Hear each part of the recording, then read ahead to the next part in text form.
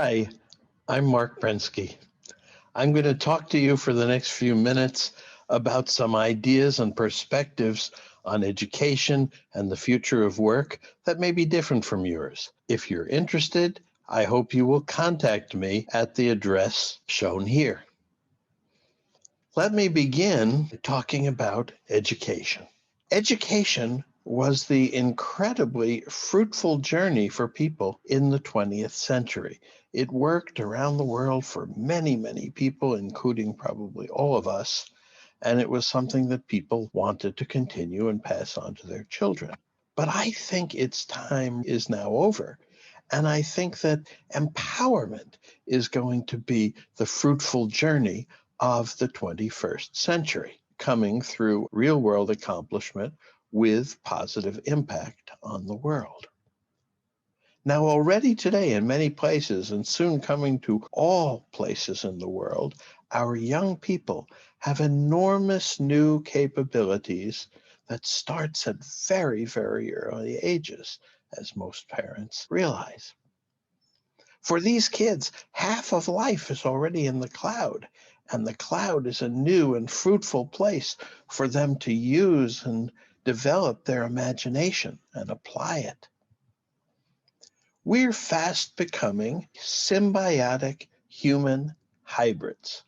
And what I mean by that is that we are as symbiotic with technology as we are with the bacteria in our gut. We don't live without it. It doesn't live without us. So what you see in the blue column on the left is that all of these things are already symbiotic. 21st century would hardly do research or calculation or almost any of these things without technology. The middle column are places where we're on the way. But even things like critical thinking, and especially art and music, and above all, accomplishment, are things that we wouldn't do without technology. And the third column, which are things that many people think are reserved for the human parts of us, and that may be true, that may possibly change in the kids' lifetimes.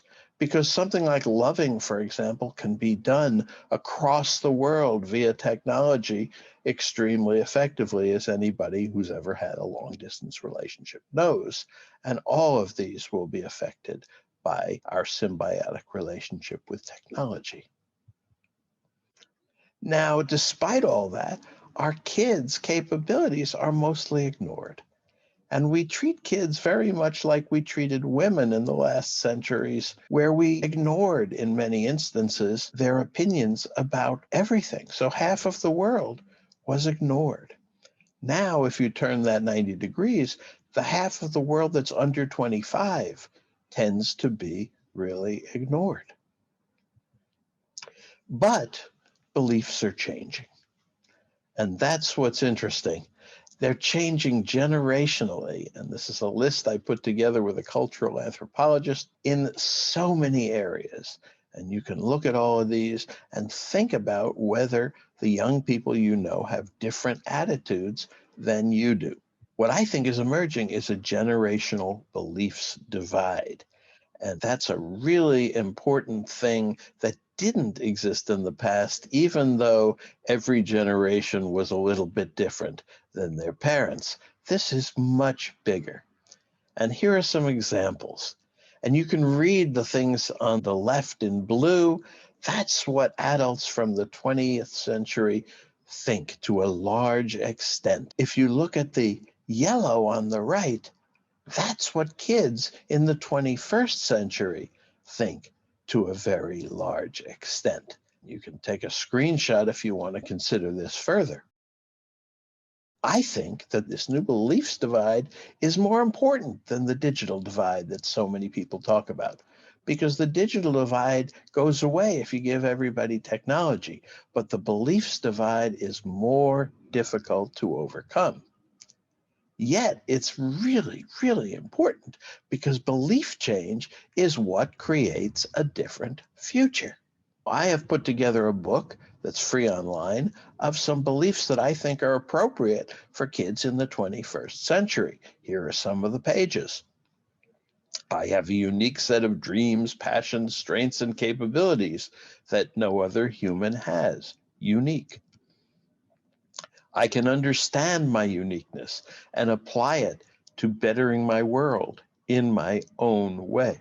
I have the power to create positive change as an individual and even more powerfully in teams. And that's Greta Thunberg. I can and will take my dreams as seriously as I want to. My goal is to become a good, effective, world improving person, doing the most good and the least harm that I can. My best self combines what I care about most, what I'm best at, and what I love to do. And I will make my human and machine components work well together to solve problems. There's a new vision coming of a better way to raise 21st century kids. And I call it the far better way because it empowers the kids. It helps them find their new beliefs, unique value, new connections, and new 21st century powers in order to apply them to accomplishing with positive impact and to meaningful work that adds value to humanity all their lives, and thereby realizes their positive dreams for themselves, their families, and their world. And that's what it has to be about now, not just learning the past, but realizing your dreams, which is now so much easier for kids. So here is the general vision. In the 20th century, education was crucial, so we had a big desire to spread it. Today, it's not meeting everyone's needs, and I think the big problems are that it's far too academic and that there's no accomplishment or impact. So in the next decade, other than doing nothing, we have three choices.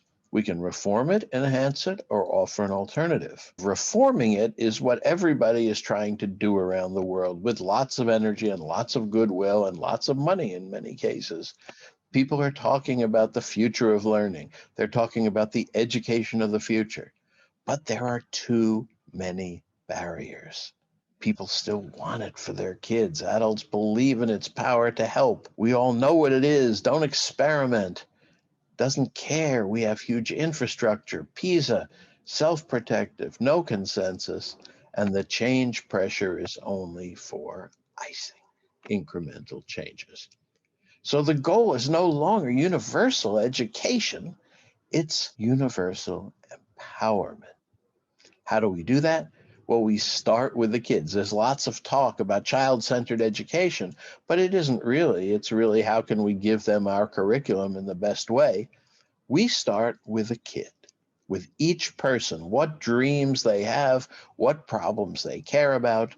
The goal is to help them realize their dreams and fix the problems they see.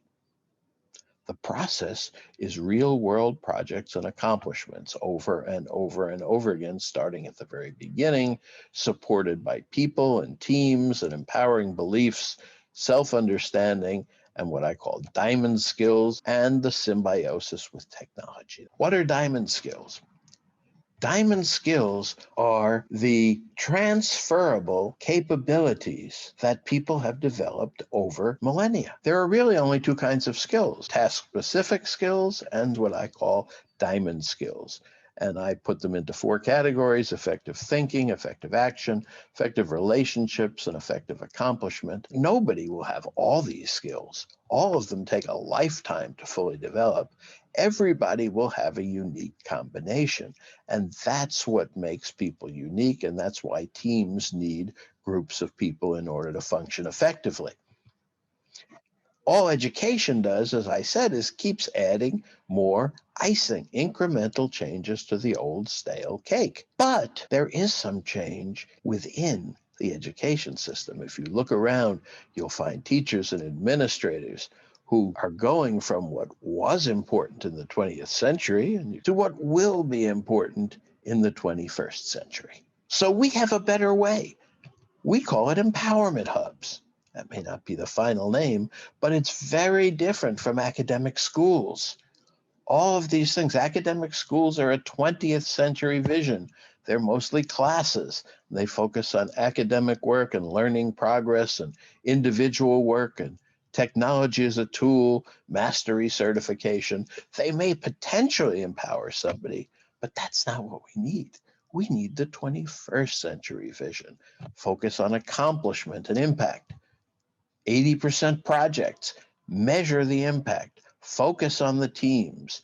Make technology a symbiotic part and continuously accomplish in the real world now so we get actual applied empowerment. Now, many people worry about the AI and the automation that's coming in the 21st century, but despite all of that, no matter how much we get, we will never run out of dreams to realize, problems to fix, people who need help, and people who want to help make things better.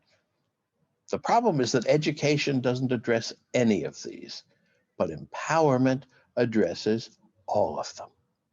It prepares kids for the mid to late 21st century when they're going to live, which education doesn't do. Education really prepares kids for the old 20th century. My kid is getting roughly the same education I did. If we really want to prepare the 2 to 3 billion kids in the world for their 21st century lives, we will start creating these empowerment hubs, not necessarily to replace every school, but certainly side by side as an alternative for 21st century kids, and we'll start doing it right now. To help, we have formed the Global Ministry of Empowerment, Accomplishment, and Impact. These ministries don't exist in any countries. They have ministries of education, but not ministries of empowerment, accomplishment, and impact that support empowerment hubs. And we do it worldwide. So if you want to start or build or join an empowerment hub, we'll help you with design, connecting, idea sharing, finding resources. You can do it at all levels, primary, secondary, university. You can even do it for adults. And there's multiple models, after school, inside of school, school replacement. Each is right for some groups. So we have the Ministry of EAI. I hope you will contact us at ministryofeai.org. Please write me if you have any comments. I'm Marc Prensky. Thank you for listening.